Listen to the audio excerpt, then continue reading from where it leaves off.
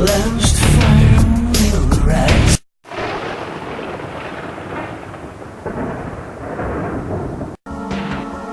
The last fire will rise behind those eyes. Black house will rock. Blind boys don't lie. Immortal fear. That voice so clear. Hello, YouTubers. So today's Halloween episode is something that's long overdue. I'm going to talk about the Hellraiser series. I'll give you a brief rundown of all of the movies. There's quite a bit, so it is going to be very brief, and I'll give you kind of my basic, just very spoiler-free review of each one. Tell you whether each one is worth it or not. This is really long overdue, but I thought now would be a good time to do it as a Halloween special. This one was requested a long time ago, and by a YouTube friend of mine, Saint Sage 777. I had a plan to get to it a long time ago, never got around to putting it together, so here it comes now. Show you something real quick. I have a pinhead bobblehead there. Alright, so anyway, the Hellraiser series. So the basic story kind of, all you need to know really is there's a puzzle box that, when solved, it unleashes the Cenobites, which are this group of demons supposedly from hell.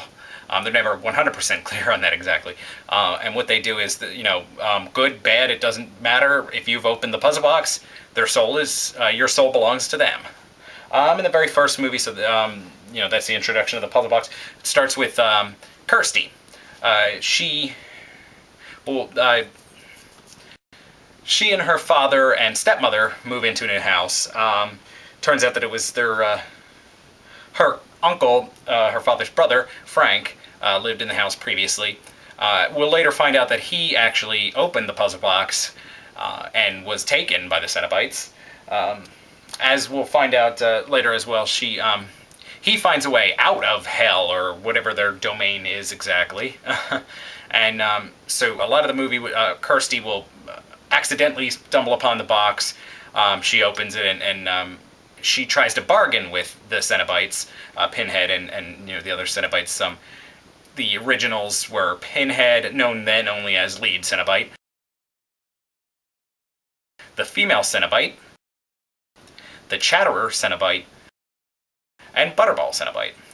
So anyway, she tries to bargain with them, saying that she knows of a soul that escaped them, and if they'll let her go, she'll lead them to him. In Hellraiser 2, Kirsty returns again. This time around, she's in a mental asylum. Of course, people don't believe her story of these demons from hell. So she's in a mental asylum where she runs into other inmates. The head doctor there is known as Dr. Chenard, I can't remember how to pronounce it.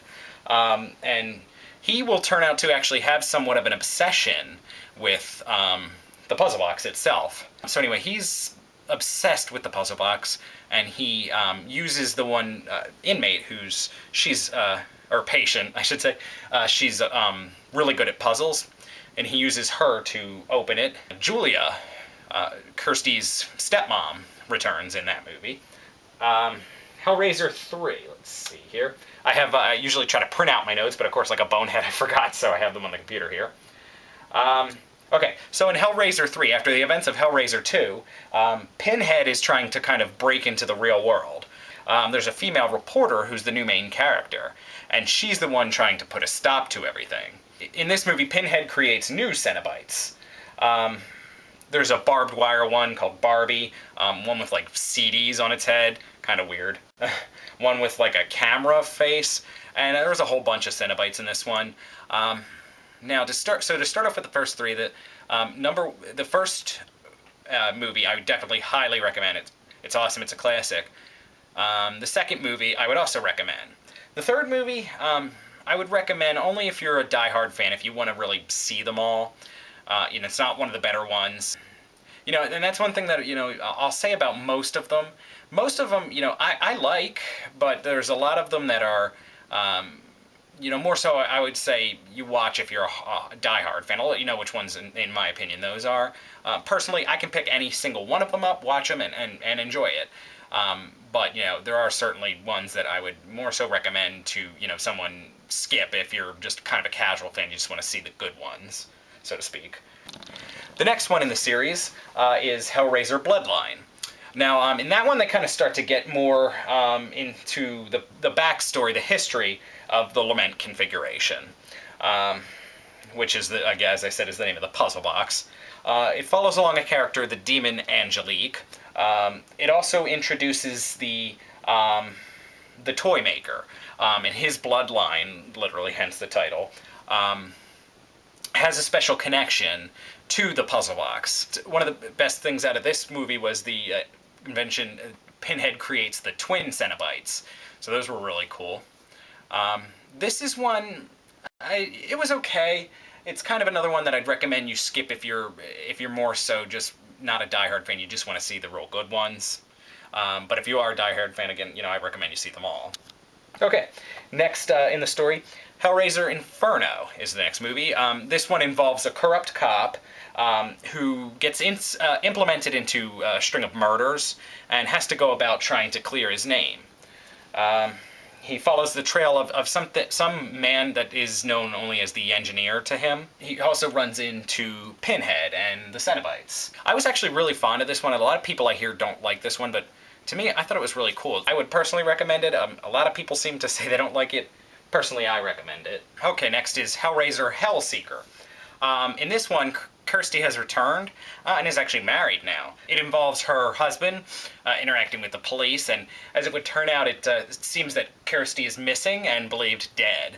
And it is believed, actually, that her husband was the one to kill her. So he is adamant about that he did not do it.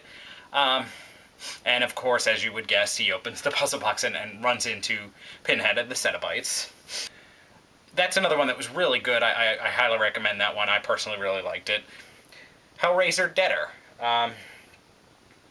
This one involves a female journalist uncovers a story about a cult known as the Deaders, a cult leader named by the name of Winter. Supposedly, the belief is that he's able to bring people back from the dead. Pinhead's kind of following her around, but he's also trying to track down Winter. This is another one. It's not one of the best, but it's not one of the worst. This one I thought was pretty cool. So it's one I'd recommend you check out if you have, if you'd like. It's not an absolute must-see, I would say, but it's one of the better ones of the later ones. In Hellworld, it's sort of like a New Nightmare. If you've ever seen Wes Craven's New Nightmare, it's kind of similar to that. It's like, the Hellraiser, Pinhead, Cenobites, they all actually exist like in the movie world, and the films exist within this movie.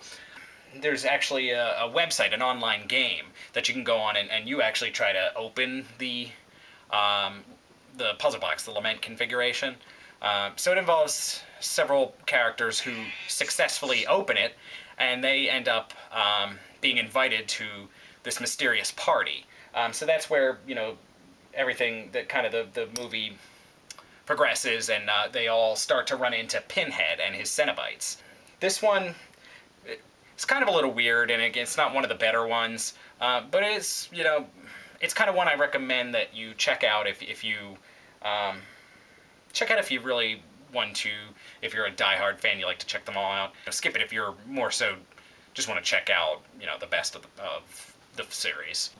And finally, as I found out, coming this October 18th will be Hellraiser Revelations, another direct-to-DVD release. From what I've heard, Doug Bradley, who's played Pinhead through all of the movies, has not returned this time around. Pinhead, the character, does return. It's just someone else will be playing him. So, that makes it kind of seem iffy, but of course, as a diehard Hellraiser fan, I'll be sure to check it out, and see if it's any good. Thank you, YouTubers. Happy Halloween!